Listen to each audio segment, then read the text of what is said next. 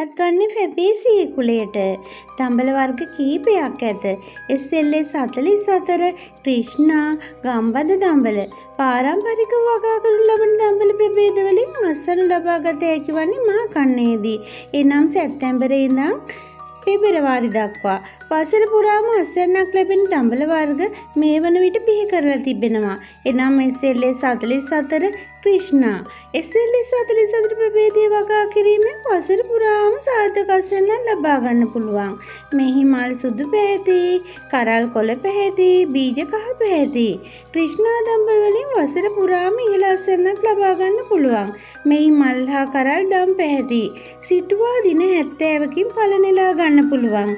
ඔබගේ ගෙවත්තේ දම්බල වගා කර දම්බල සම්බෝලයක්, මැල්ලුමක්, ව්‍යංජනයක් ලෙස ආහාරයට ගැනීමෙන් ශරීරයට අවශ්‍ය පෝෂණය මෙන්ම ආර්ථික වාසිත ළඟා කරගන්න පුළුවන්. තවද අකලට වයසට යාම වළක්වනවා, සමය ඇදෙන සුළුභාවය රැක දෙනවා. විටමින් C යනු උණයි, khනිජ ලවණ බොහෝ තියෙනවා.